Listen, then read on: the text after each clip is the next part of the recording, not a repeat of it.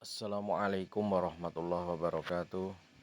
Alhamdulillah, alhamdulillahirrabbilalamin. Wassalatu wassalamu asrafil anbiya wal mursalin wa ala alihi washabihi ajma'in, amma ba'du. Puji dan syukur senantiasa kita panjatkan kehadirat Allah Subhanahu wa taala yang pada kesempatan pagi hari ini alhamdulillah Allah masih memberikan kesempatan kepada kita, ya. Allah masih memberikan berbagai macam kenikmatan kepada kita sehingga kita bisa bertemu kembali dalam keadaan sehat, tidak kurang suatu apapun. Kemudian sholawat serta salam semoga selalu tercurahkan kepada junjungan kita Nabi Agung Muhammad Sallallahu Alaihi Wasallam beserta para keluarganya, para sahabat-sahabatnya, dan mudah-mudahan sholawat serta salam juga tercurah kepada umat beliau hingga akhir zaman nanti. Baik anak-anak yang insya Allah dirahmati Allah Subhanahu wa Ta'ala, masih membicarakan tentang biografi. Pada pertemuan yang lalu kita sudah membicarakan pemaknaan isi biografi, ya. Untuk bisa mengungkapkan kembali isi biografi, maka kalian terlebih dahulu harus bisa memaknai isi yang terdapat di dalam sebuah biografi. Bagaimana cara untuk memaknai isi sebuah biografi? Langkah pertama yang harus kalian lakukan adalah dengan mengartikan istilah-istilah yang ada, memaknai istilah-istilah yang ada. Tentunya untuk bisa memahami atau memaknai istilah ini, kalian bisa memanfaatkan kamus, kalian bisa browsing melalui internet dan lain sebagainya, ya. Karena tanpa itu semua kita akan mengalami kesulitan untuk bisa memaknai istilah-istilah yang terdapat di dalam sebuah biografi. Kemudian selain memaknai istilah, langkah berikutnya adalah dengan memahami sosok tokoh yang diceritakan melalui biografi, ya. Memahami sosok tokoh yang diceritakan di dalam biografi. Caranya bagaimana? Bisa kalian memanfaatkan teknologi yang ada, bisa browsing melalui internet atau bertanya pada orang yang paham tentang sosok tokoh tersebut. Kemudian hal penting yang harus kalian kuasai juga adalah yaitu mencari keteladanan dalam teks biografi, ya. Sosok atau tokoh yang ditulis biografinya itu biasanya umumnya tokoh-tokoh yang memiliki banyak keistimewaan. Saya ulang sebentar ya, tokoh-tokoh yang memiliki banyak keistimewaan. Nah, dari keistimewaan tersebut, maka sosok tersebut layak untuk ditulis biografinya, ya.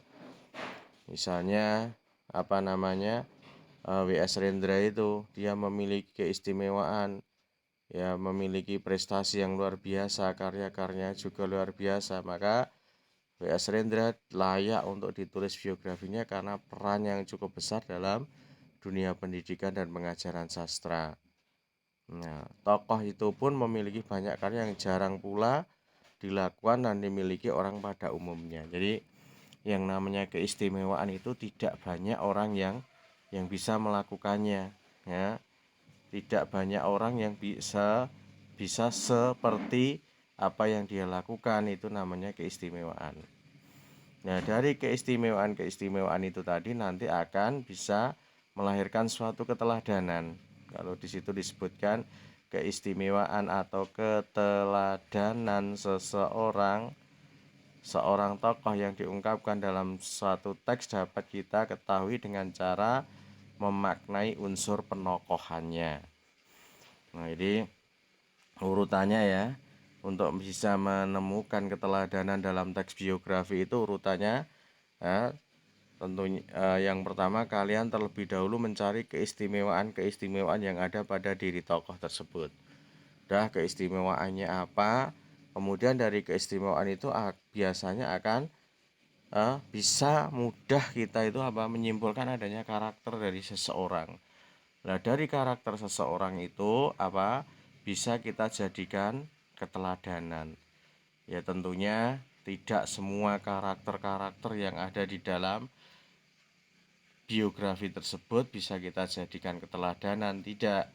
ya, karena yang namanya biografi itu tidak hanya hal-hal baik saja yang diceritakan di dalam teks tersebut, ya. Wong namanya saja manusia, ada kalanya, bukan ada kalanya ya, tapi sering lah ya, selama kita hidup di dunia ini apa ya, banyak sekali kesalahan-kesalahan yang kita lakukan. Nah, kesalahan-kesalahan itu ya, kalau itu hal-hal yang tidak baik, tentunya tidak perlu kita jadikan teladan, tidak perlu kita jadikan contoh di dalam kehidupan kita sehari-hari. Jadi untuk bisa menemukan keteladanan dalam teks biografi, langkah yang pertama, temukan dulu keistimewaan-keistimewaan pada diri tokoh itu. Dari keistimewaan-keistimewaan tentunya nanti kita bisa mengetahui karakter dari tokoh tersebut, penokohannya dari tokoh tersebut, karakternya bagaimana. Nah, setelah dari karakter itu nanti kita bisa mendapatkan suatu keteladanan. Dan yang penting, keteladanan dalam biografi itu ya disesuaikan dengan keadaan kita, disesuaikan dengan status kita saat ini, ya. Contoh misalnya apa ya, biografinya Insinyur Dr. Muhammad Hatta. Di situ kita bisa mengetahui keistimewaan-keistimewaan yang ada. Beliau merupakan wakil presiden RI, pernah menjabat sebagai wakil presiden. Dia dijuluki sebagai bapak perekonomian Indonesia. Kemudian dia juga mendapatkan julukan sebagai pahlawan proklamator. Dia termasuk pribadi yang gigih, pantang menyerah dan lain sebagainya. Loh, itu keistimewaan. Dari keistimewaan-keistimewaan tadi kan tidak semua bisa kita jadikan keteladanan. Hanya poin-poin tertentu kita sesuaikan dengan keadaan kita. Kita sesuaikan dengan status kita saat ini. Misalnya kalian sebagai seorang pelajar, ya kalian kira yang itu bisa kalian ambil hikmah keteladanan dari apa yang dilakukan oleh Pak Muhammad Hatta. Berarti yang mana? Yang keempat tadi, gigih, pantang menyerah itu. Kalian akan meneladani Pak Muhammad Hatta terkait dengan wakil presiden. Kok iya agak mustahil menurut Pak Eko. Ingin menjadi seorang pahlawan proklamator, itu pun kita sudah bukan zamannya. Kita bukan pejuang kemerdekaan, maka mustahil kita akan bisa mendapatkan julukan itu. Julukan Bapak Perekonomian Indonesia itu pun juga suatu yang tidak mungkin. Maka dari itu, kalau ingin mencari keteladanan dalam tokoh itu disesuaikan dengan keadaan, disesuaikan dengan status kita saat ini. Baik. Nah, kemudian untuk mendapatkan suatu karakter, untuk mendapatkan suatu penokohan, Pak Eko tambahkan sedikit bahwasanya cara penggambaran karakter tokoh melalui biografi itu bisa melalui dua cara. Ya. Yang pertama adalah melalui penyebutan langsung, ya, melalui penyebutan langsung, dan yang kedua melalui penggambaran perilaku dan kekaryaan. Kalau berbicara tentang ini, cara penggambaran watak tokoh, dulu mungkin kalian pernah mendapatkan info tentang ini terkait dengan cerita pendek atau novel atau cerita-cerita narasi lainnya. Itu ada yang digambarkan secara analitik dan dramatik, ya, penyampaian secara langsung maupun secara tidak langsung. Nah, betul, penyampaian langsung. Kemudian yang kedua, secara tidak langsung, kalau di sini disebutkan melalui penggambaran perilaku dan kekaryaan, atau istilah lainnya bisa melalui analitik ini kalau penyebutan langsung, dan yang kedua dramatik itu melalui penyebutan secara tidak langsung, yaitu bisa melalui penggambaran perilaku dan kekaryaan. Baik, contohnya di situ ada ya yang melalui penyebutan langsung, ya. Meskipun namanya dikenal sebagai seorang ahli dalam bidang matematika, sebenarnya ia juga ahli di bidang lain. Al-Khwarizmi juga seorang astronomi, ia juga seorang yang ahli dalam ilmu geografi dan segala seluk-beluk tentang tanah dan bumi. Kemudian karakter tokoh melalui penyebutan langsung di situ, ya, Al-Khwarizmi adalah seorang ilmuwan yang banyak memiliki keahlian. Nah, ini disebutkan di sini ya. Atau istilah lainnya adalah Al-Khwarizmi itu adalah seorang yang multitalenta. Yang kedua, namun karena kegigihannya namun karena kegigihan semangatnya yang tak pernah surut, akhirnya Dewi Sartika bisa meyakinkan pamannya dan diizinkan mendirikan sekolah untuk perempuan. Mana ini gigih, penuh semangat, disebutkan di sini tadi. Karena kegigihannya, gigih, karena semangatnya, penuh semangat, seperti itu.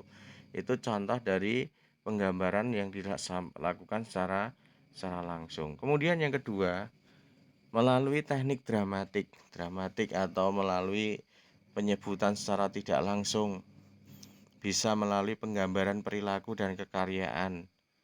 Sebagai seorang ilmuwan, Rusyana selain banyak melakukan penelitian dan nulis buku, ia juga menulis banyak karya sastra. Kemudian sebagai seorang sastrawan, Rusyana pernah mendapatkan hadiah sastra Lancek pertama 1989 untuk karyanya yang berjudul Jajatan Ninggang Pasten, novel berbahasa Sunda. Mana tokoh karakternya bagaimana? Yaitu memiliki rasa ingin tahu dan kreatif. Nah, seperti itu. Itu bisa kita simpulkan dari apa yang dia lakukan, apa yang tokoh ini lakukan, Rusyana lakukan apa.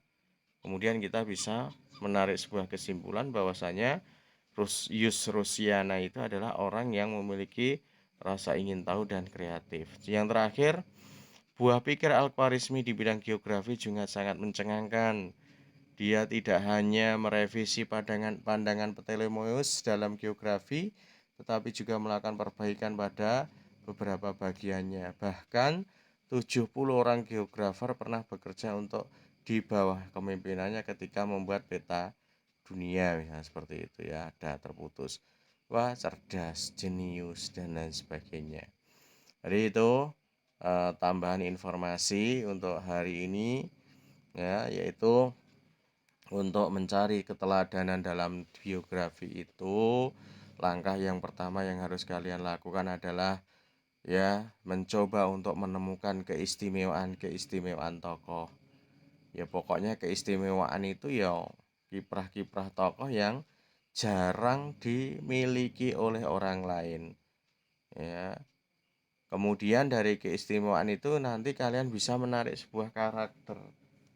Ya, dari karakter itu seorang penulis biografi di dalam menentukan karakter tokoh atau penokohan itu bisa melalui penyebutan langsung maupun penyebutan langsung atau istilah lainnya adalah teknik analitik ya, dan yang kedua bisa melalui penyebutan secara tidak langsung atau istilahnya adalah dramatik ya, bisa melalui penggambaran perilaku, kekaryaan, dan banyak sebenarnya keterangan dari orang lain, kemudian lingkungan tempat tinggal, lingkungan sosialnya, itu semua bisa memberikan penggambaran tentang tokoh. Nah, contohnya tadi sudah Pak Eko sampaikan, dan nanti insya Allah kalau ada hal yang kurang jelas, hal yang perlu ditanyakan di dalam materi kita ini, silahkan nanti kalian bisa menanyakan di forum diskusi. Mungkin hanya ini yang bisa Pak Eko sampaikan pada pertemuan pagi hari ini. Mudah-mudahan sedikit tadi bermanfaat. Sekian, assalamualaikum warahmatullahi wabarakatuh.